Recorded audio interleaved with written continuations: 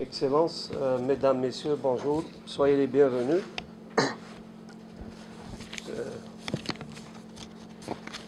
Notre 8e colloque de cette année va traiter de la thématique de l'apport des nouvelles technologies de l'information au management. Donc, dans le cadre de cette matinée qui est une plénière, nous allons traiter, dans le cadre du premier panel, de l'expérience étrangère. Donc, il y a Mme Elisabeth Moore-Aubin, premier secrétaire de l'ambassade des États-Unis, qui interviendra pour expliquer l'expérience américaine. Bonjour, merci à tous d'être venus.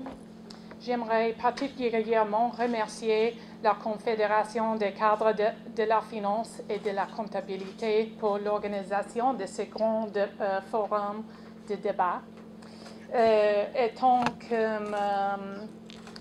que chargé d'affaires des États-Unis, je voudrais vous souhaiter les meilleurs vœux de notre ambassadeur qui est malheureusement dans ce moment aux États-Unis. C'est pourquoi je suis ici.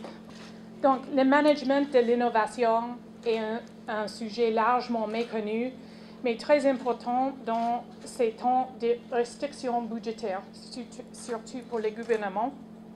Néanmoins, ma croyance est que plusieurs de nos efforts actuels pour innover et trouver les meilleurs moyens avec peu de ressources peuvent se traduire de façon significative et éclairer les discussions d'aujourd'hui.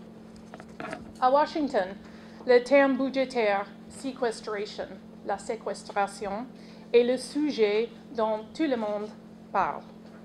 Les départements du gouvernement, incluant bien sûr le département d'État, notre ministère des Affaires étrangères, ont compris comment mettre en œuvre les restrictions budgétaires et tout le monde discute sur l'importance de rendre le gouvernement plus efficace.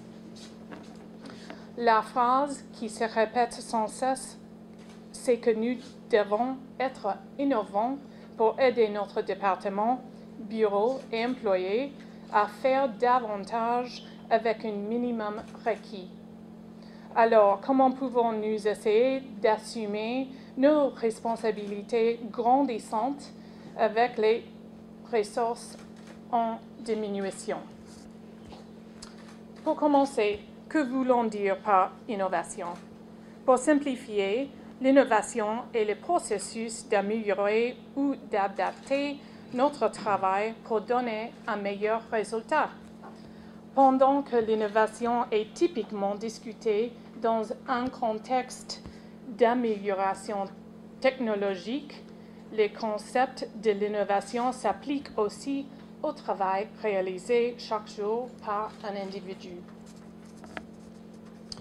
Encore intéressant, la plupart des employés du gouvernement des États-Unis disent qu'ils sont à la recherche de moyens leur permettant d'améliorer leur performance et faire un meilleur travail.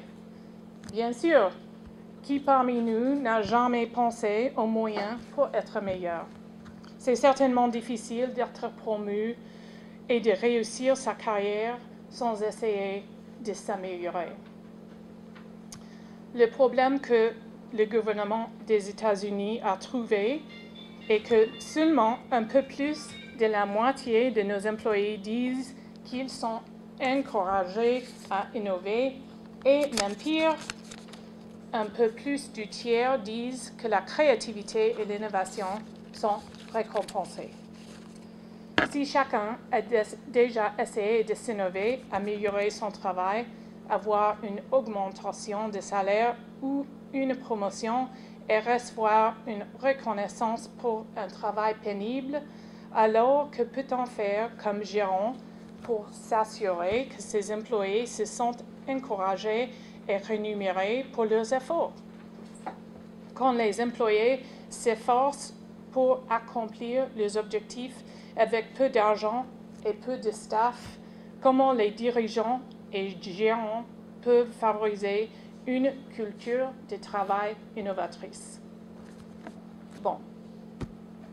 Les cabinets de conseil aux États-Unis ont analysé les questions de sondage pour aider à déterminer quelles sont les conditions du lieu de travail qui conduisent à l'innovation et qu'ils ont trouvé la réponse. Selon eux, et beaucoup de mes collègues l'approuvent, il y a 6 conditions que les leaders fédéraux peuvent améliorer, et bien sûr aussi les leaders de business, afin d'aider à encourager l'innovation et améliorer l'efficacité du lieu de travail. Tout d'abord est la reconnaissance du travail de grande qualité. Bien sûr, ça donne un sens, mais met l'accent sur le besoin de dire à vos employés quand ils font un grand travail. La reconnaissance assure que les employés sont motivés pour maintenir un bon travail. Puis, donnez à vos employés les opportunités pour améliorer leurs compétences. Je crois fortement en les opportunités robustes de formation pour tout mon personnel au cours d'une année. Des formations d'une semaine ou deux rapportent des dividendes incroyables sur la carrière d'un employé. Puis, impliquez vos employés dans les décisions qui affectent leur travail.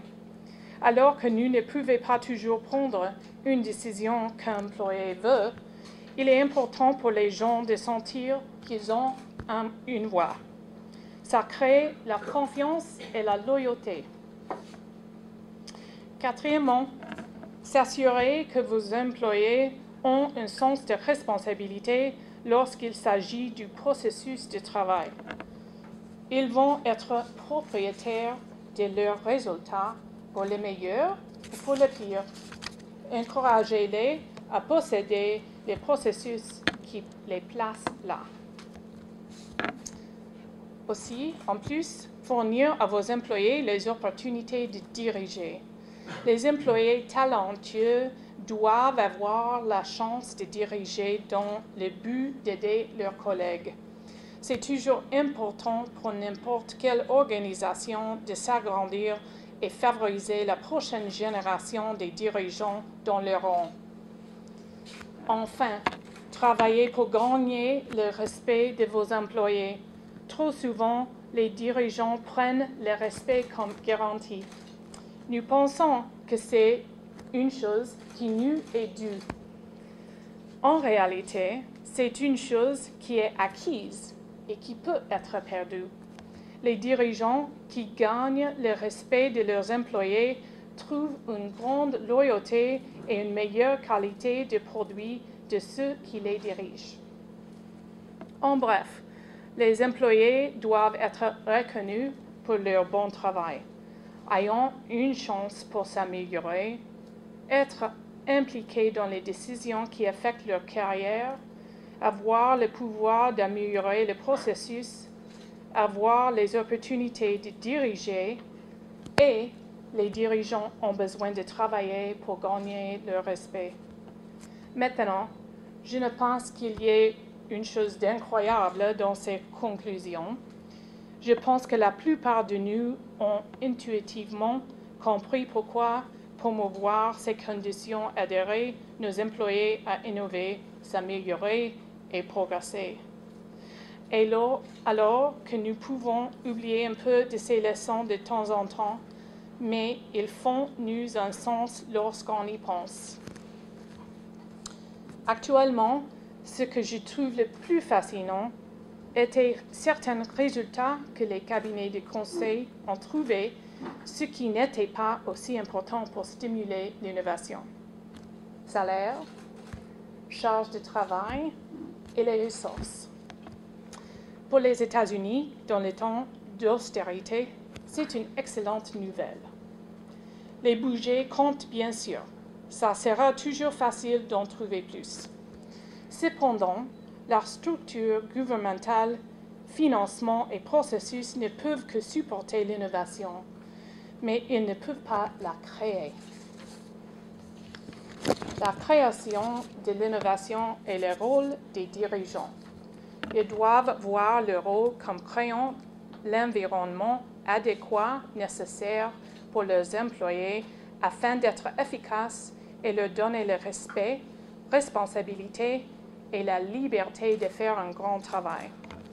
Dans le gouvernement, entreprise et plus spécialement la diplomatie, l'innovation doit devenir le business de tous les jours.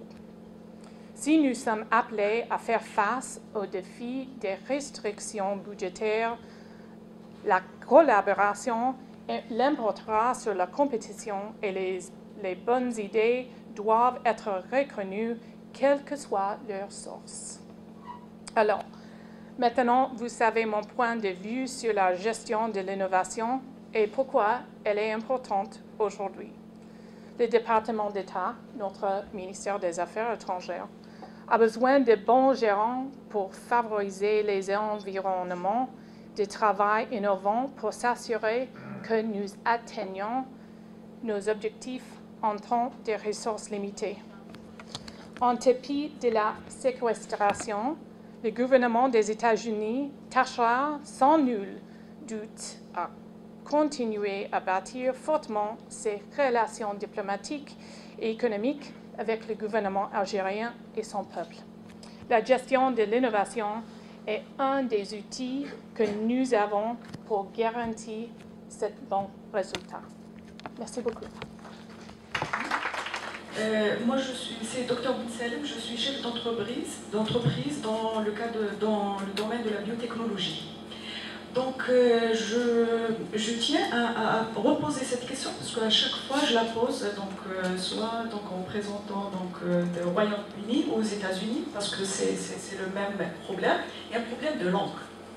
Donc, l'anglais, il est primordial pour la recherche, l'innovation, et pour pouvoir pénétrer, rentrer vraiment dans les pays. Donc en Algérie, il y a un grand problème. C'est un pays presque considéré comme francophone. Et c'est pour ça que toute la recherche, l'innovation,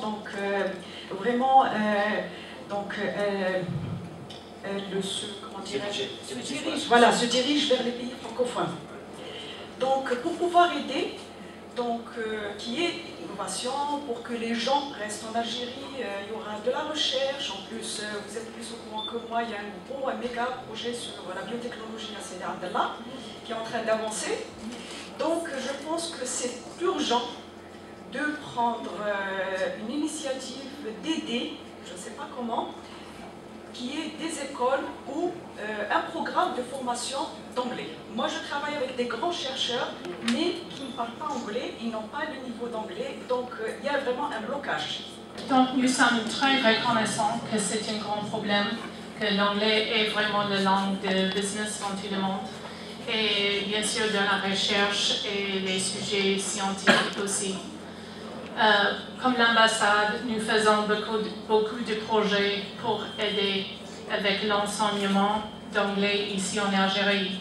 Nous avons 13 écoles, ils s'appellent Access Schools, les écoles où on va apprendre l'anglais.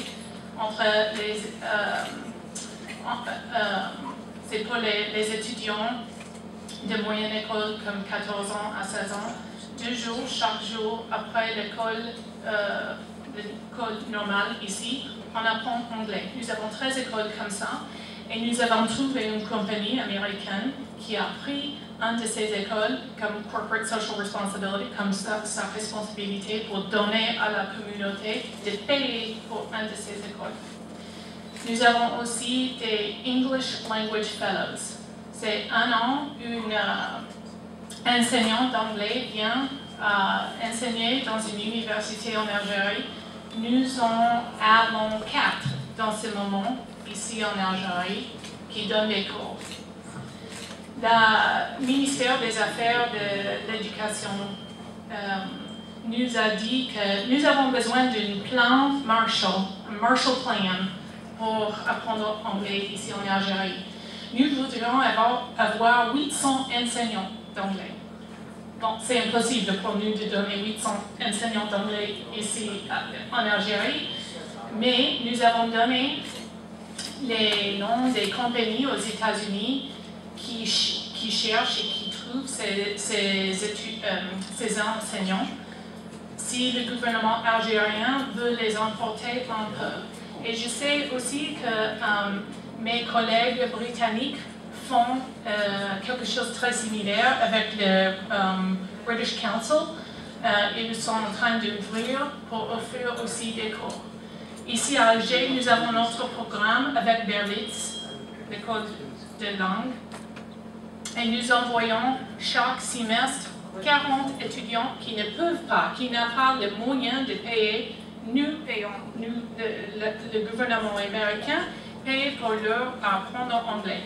Donc c'est quelque chose qui est très important pour nous. C'est un de notre une de notre raisons pour être ici, et nous faisons beaucoup de programmes pour aider dans ce problème. Mais vous avez raison, c'est quelque chose d'énorme, et nous ne pouvons pas remplir tous les besoins. Oui, tous les besoins. Merci. Merci. Merci. Merci. Très gentil.